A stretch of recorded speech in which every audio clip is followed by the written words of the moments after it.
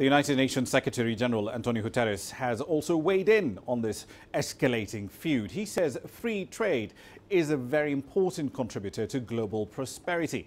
And he adds that trade wars have always turned out to be bad for the global economy.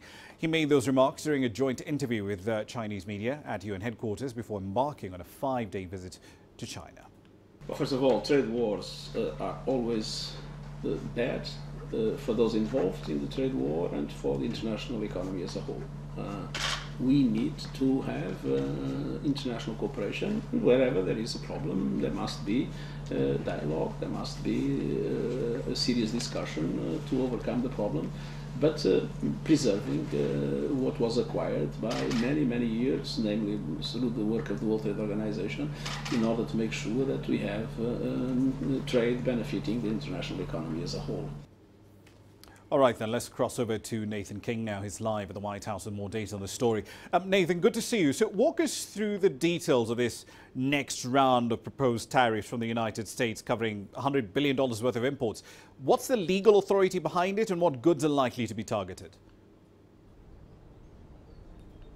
Well, you remember the $50 billion list that was released earlier this week? Well, it's basically going on the same authority of that. There was an investigation here in the United States under Section 301 of the 1974 Trade Act, which essentially allows domestically the US to take action against a foreign country if any international trade agreements are broken by that country. But of course, the US acts as judge and jury as opposed to going through the World Trade Organization. Now, they have to go to the WTO as well, but what it does do is empower the US government to impose or draw up a list and then impose tariffs as well. So we had the list of on 25% tariffs on $50 billion of Chinese imports. Of course, that is delayed until a public consultation period till May 22nd.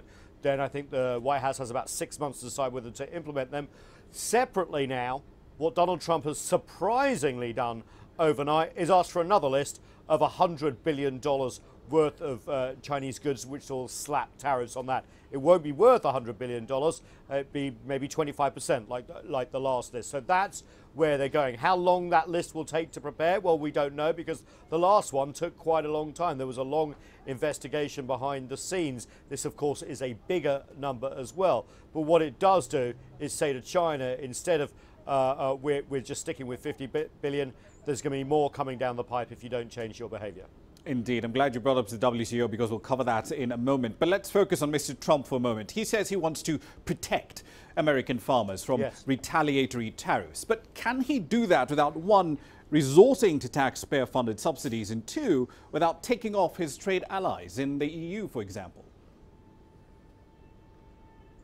Yeah, I mean, this is a really important point, and I think you're referring to the White House statement last night where the US president basically said we're working for protecting US farmers. You know, what happened here this week is I think the US was very surprised at the speed and depth of the Chinese response to the first list of tariffs of up to $50 billion worth of Chinese goods on 25%. The Chinese immediately responded with American exports, and soybeans were on that list. They thought that China might keep its powder dry and wait to see how things panned out. They did not. So that's caused a little bit of panic, not just here in the White House, but on Capitol Hill, where a lot of constituents of the Republican Party are based in red states, in rural areas, and farmers will be hit. So that's why the White House is saying, look, we may have your back. The problem is tariffs and subsidies. This is not really a sort of free trade US policy. And if subsidies are given to US farmers, who's going to complain about it? You're right.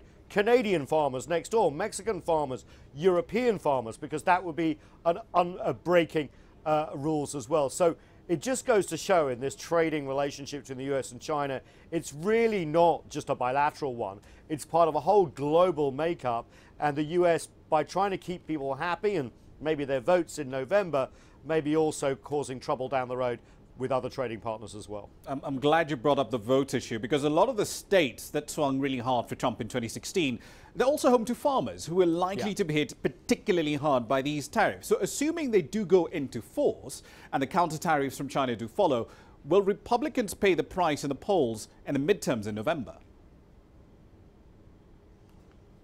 That's the $50 billion question, isn't it? And I can tell you, even before these tariffs have gone into effect, farmers are already feeling it. If you look at the spot prices on the soybeans market, for example, when China announced its retaliation to the US tariff list, the price was down 5%. A lot of volatility in that as well, and farmers don't like volatility, and they don't like falling prices. They were already in enough trouble as it is. So there is that scenario, and you're absolutely right.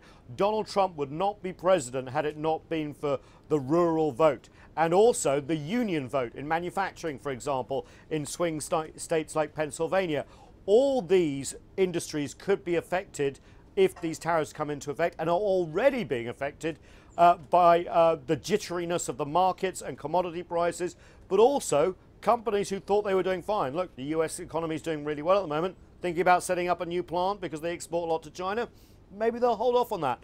That, again, damps demand, could damp wages and create problems for profits and employment as well. Indeed. Let me ask you the last question here, Nate. Focusing on the WTO angles, to be specific. Sure. Under Trump, the United States has basically gutted dispute resolution mechanisms at the WTO. Mr. Trump vetoed the appointment of judges over there last year in November. Now, if the WTO is not going to be the preferred route to settle this trade row, what other options are available to settle it between China and the US?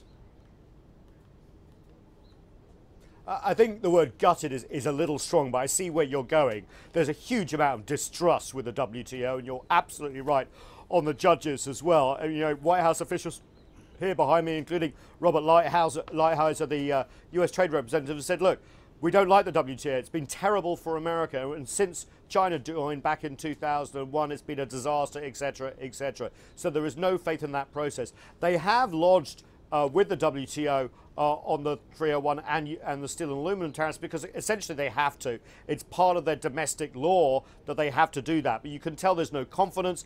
And remember, these consultation periods are 2 months, 60 days. It can be strung over months and years. So to answer your question, it's not going to come from the WTO. Now, remember, we thought that there might be the beginning of negotiations. In fact, the White House told us that less than 24 hours ago. They are backtracking now and saying there aren't negotiations really at high-level areas. We had thought the Steven Mnuchin, US Treasury Secretary, and Liu He connection, his counterpart in China, may bear some sort of fruit. We understand that is not the case at the moment, and China has responded to this $100 million list by saying, we're not going to talk. So there doesn't look like there's going to be any breakthrough. And I can also tell you that the architecture for talking about these sort of things, remember the economic dialogue that had been set up?